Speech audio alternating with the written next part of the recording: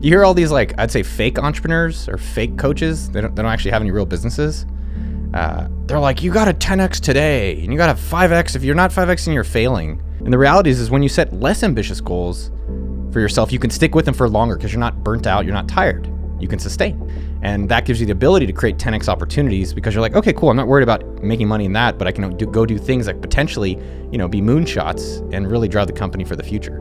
Find someone who sits in a position that you want to be in. The fastest way to get to where you want to be, find someone that's already there and ask them for help. You would be amazed how many older, successful people want to help. So don't talk yourself out of asking for help. But also, one of my favorite ones is show me your friends and I'll show you your future. I see so many people surrounding themselves. See, your frequency is your neighborhood. And let me explain what that means is your frequency is created by your neighbors. And if you're sitting in the projects on a lawn chair drinking a Colt 45, you may have all the skills in the world, all the knowledge in the world, all the desire in the world. And when you turn to your buddy on the lawn chair drinking and you say, hey, can you help me? How many options, opportunities, and touches of favor do you think someone in your neighborhood is going to be able to give you? I'm telling you, frequency and vibration wise, surround yourself with the right people and the right ideas. Show me your friends, I'll show you your future. Surround yourself with people that are going to give you more options, more opportunities, and more touches of favor. Surround yourself with people that feed you. So many people are being bled. 80% of their time is around people that make them feel like crap. They're watching things that make them feel like crap. They're listening things that make them feel like crap. They're surrounding themselves with people that make themselves feel with crap. They're being bled all day long and wonder why they feel bled. Well, it's never too late. It's better to start earlier on in life. The earlier you figure it out, the better off you are. But it can happen later in life. Now, I figured out at an early age that I wanted to write. I didn't know what I wanted to write, but I loved words and I loved writing. And if I didn't have that connection when I was 8 years old, all the way into high school and college, I would have been a lost soul. And I empathize with a lot of people who don't have that feeling when they're 8 or 18 or in their 20s. But I've tried to tell people everybody has it. You're just not listening to yourself. You've lost touch with who you are, the core of your being. You're on social media too much. You're listening to what other people are telling you. You're listening to what your parents told you should be doing in life. You're listening to what your friends think is cool. You're listening to what the culture is all about, the entertainment industry, etc. You got to cut all that out. You got to listen to yourself. And you got to be a bit bold. And you have to embrace what makes you different. What makes you different, what makes you particularly strange, if you want to use another word, is your strength, is your source of power. You've lost touch with it. Let's go back and try and find it. And that's the whole problem. How do you find it? Well, it's a process. It takes time. To do anything in life takes time and hours and patience and work. I recommend starting a journal and such and writing down some of the things that I think are important to you.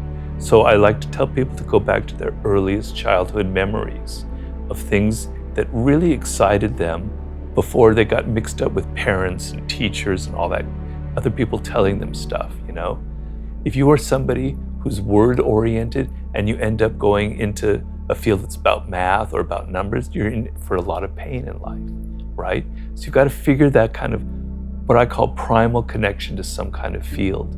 You have to look at the things that you love and the things that you hate.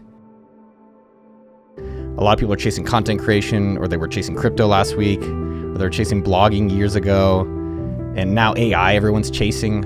And so what I'd recommend for other people out there, and I've been able to do this literally, and I've chosen so many $1 trillion markets to be around, and a lot of my success is just because I'm in the market, and in the market as well. But I'm curious about these things, number one. So I was curious about social networking, and I was like, oh, that's big. Because I got onto it and I was able to see like, wow, you can connect with the entire world, even though there wasn't really the entire world at that point. So curious, same with mint.com. I was like, man, money, I think worldwide it's pretty important. I think there's going to be something, if you have a free money tool, that's going to be big. Same thing then with Facebook games, that was going to be big. Then I did payments for games, that was big. And then I did kind of a Groupon business, which became AppSumo, that was big. Then we built SumoMe.com, that was big, which is a software tool. So ideally, number one, you're curious. So I can talk about my crypto thing because I think that's kind of an interesting example of it. Number two, how do you get a part of it today, right now, not how? Don't worry that you don't have a website. Don't worry you don't have a big social media presence. But what can you take action on to put yourself in that space? So can you be in a community online? Can you geographically move? Can you start creating in that space? So I think people are curious maybe, and they can find it, but they don't necessarily try it and understand it, and they don't do anything about it. So even with crypto, got involved. I heard about it in 2012, didn't do anything. I thought it was stupid. And then in 2016, I had to buy an illegal NFL stream. That's how I got into crypto. And so I bought this illegal NFL stream on a website, seasonsforyou.com, and I saw the power of what this could be. And then I started buying at that point. And that's where it's now become a multi-million-dollar portfolio. And I think the biggest thing for everyone out there is, what are you doing on your phone all day? There's probably something within there that's $1 billion opportunity. Same thing on what you're doing outside, same thing what you're watching on content, and just being a little bit more curious and then taking action around that.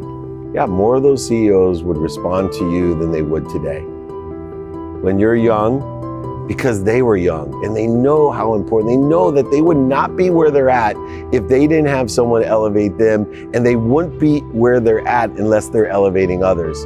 You need to elevate others to elevate yourself, but also you need others to elevate you to elevate you. It's amazing. And everyone, they get fooled by the closed mind. I tell people, life is so simple today because of the size, scope, and scale of access that we have. We don't have to write. You can DM them, you can email them, you can call them. This wasn't available when we were working for the Oilers or wherever. And why is that important? Because I teach kids, especially, just look for the open mind. How do you find an open mind? Smile at someone. If they smile back, they have an open mind. Tell them you like their clothes. Tell a woman you like their purse or their shoes. If they smile, they have an open mind. It takes 1,000 times the effort to convert or to transition or re-engineer a closed mind than an open mind. And remember this, everybody has an open mind some of the time. Some people, almost all the time. Some people, almost never. But if you catch someone who has a closed mind when it's open, it's really valuable. So qualify people by open minds. They have open hearts and open hands. And guess what? They surround themselves with people with open hearts, open hands, and open minds, which allows you to create two types of people in your neighborhood. People who help you and people that know someone that can help you. Nothing can help you more. Think about in your own life and your own businesses, like what is the thing you're looking forward to and excited about? And it could even be small. Like one of my phrases I like is put it on the calendar. What's on the calendar? What are you looking forward to? The vision, right? And so for your vision, we said we want to build a great sustaining company into the 21st century because we had just sold Razzler, and we actually kind of wanted to keep it going. They just made us an offer we couldn't refuse. We owed that to the shareholders. And then the mission is all about leadership, because the object of the game, particularly in Silicon Valley, is to be the category king. Because when you're the category king, you get 80% of the industry resources and 80% of market cap. So our mission was to create a category called business-to-business electronic commerce and to be the leader. And then the next thing under that is your values. So, right, integrity's there, courage, high ambition, accountability, respect, the basics. And then we had a set of team rules that kind of personify those values. And by the way, same team rules for all the companies. The first one is direct, open, and honest communication. In a word, the truth. Because I had seen General Motors, when you go through 15 levels, I started at the lowest of the low, production floor, to the highest of the high, where I was a staff for the board of directors. I could see how that message would change, right? The second one is no idea is a bad idea. And then we added parentheses, unless CEOs. So, because it's all about making a safe environment. Sure. And you can make a safe environment when you mock out the CEO. Plus it's fun. The third one is always raise the standard in everything we do, in our people, our processes, and our products. And if somebody can't keep up with that standard, you got to do something about it. Otherwise, you've automatically lowered your standard.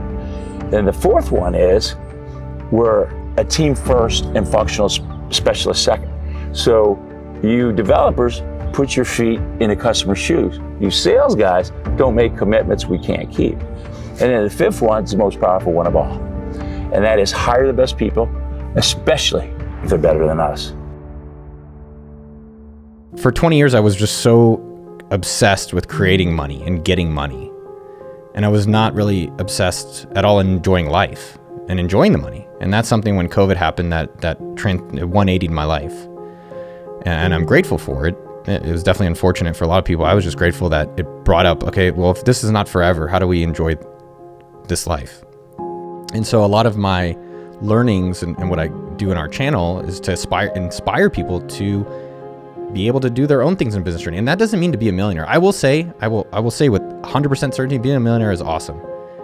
The ability to go to the grocery store and you're like, just give me the things I want, go to the supermarket and not worry paycheck to paycheck, not worry about it. Like, I actually instill more like, okay, I should wait more to buy things. Let's delay that gratification instead of just getting everything I want. When I go to these billionaires, one of my favorite questions is, how do you enjoy money, but what do you regret about the money? And almost all of them, they will say they're either saying it or what they're actually saying is that they regret not spending more time with their family. And only a very few were able to balance that. And that's something that stuck with me, where it's the reason I left San Francisco. I didn't want to talk about funding and employees and how big your company is. I don't care. I really, what I'm interested in is like, how good is your life? Like, how are you with yourself? Not even necessarily you have to be this donor person. I think that's one way of a great life. How are you to your partner? How are you to your parents? How are you to your friends? How are you to the people you work with? And I think money is very sensitive. And I think we're taught a lot about how to create it, but definitely there's much more there as well, how to enjoy it and different things that people enjoy. Like, I enjoy watches and bicycles, and I enjoy having a nice house. I never did any of these things before because I was like, I should just keep saving and saving and saving. And with COVID, I was like, maybe let me enjoy a little bit in the areas I'm spending a lot of time. And those are the areas. And then watches was also just, how can I represent pride in myself? Like what I've accomplished in different areas. So, me and my partner are pregnant.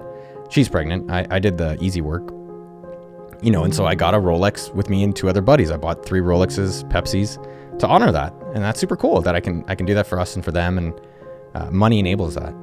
Would I be just as happy without it? Yeah. But I would say having money to be able to have a nicer house, be able to have a house, live in Spain without worrying about the money and these type of things, it makes life so much easier. Went from owning 33 homes in San Diego alone to a rented house, rented furniture, a pregnant wife with 3 daughters under 10. What am I gonna do? And I gotta tell my mom she's moving. I have really messed this up. And in some respects, I was more equipped, but in others, it was like, okay, I already got the lessons, why are you punishing me? And when I laid there in bed that day of filing bankruptcy and keeping it secret, because I wasn't the person that I am today, I illuminate I am who I am. You're either gonna love me for who I am, but you're not gonna love me for who I'm not. Right? You can hate me for who I am, but you're not gonna love me for who I'm not. I'm gonna tell you the truth and illuminate to the best of my ability, spend minutes and moments outside of the truth, minutes and moments in ego-based consciousness. That's the secret sauce of what I do. But when I lied there in bed, it was another coincidence because tears were rolling down my face. I could not lift up my arms, right? It's harder almost because I knew the lessons. It wasn't like I was in that ignorant arrogance where I was in blame, shame, and justification. I was lying there being accountable, and that's hard. And at that time, accountability still was tied to what did I do to attract this to myself? What am I supposed to learn? It's evolved to what did I do to participate in it or the perception of it and what am I supposed to learn? But I remember, I wanted to get up. TV was on, almost like The Jacket. One of my favorite movies is Rocky. And so I'm lying there, completely crushed. And I turn it on and there's Rocky 1. The end of the movie's on, and it's that scene, the music's going, I'm crying, and Apollo Creed is just beating Rocky. And I don't know if you remember the scene, he's hanging, and then he gets to the ground, and Adrian's in the back, and he's sitting there, and he couldn't get up. 6, right? And Mickey's like, stay down, right? And everyone else, get up, and Rocky, and I'm sitting there, I'm down, and I'm watching him, and he looks up. I see it. He looks up. Somehow, the music going, and he gets back up, right? And then he pops Apollo in the ribs, and that round ends, the second to the last round. And the movie continues on to 8 more movies or whatever. I think to myself, what if he didn't get up? What if that movie ended that he was just crushed? He had learned all the lessons. Remember, he went through all the different lessons in the movie that made us root for him, love him. But that one moment of bankruptcy, he had a decision to make. If I can look up beyond everybody else, I'm gonna get up. And because he got up, we all know what happened in the other 8 movies. I wanted to see what was gonna happen in the other 8 movies for me.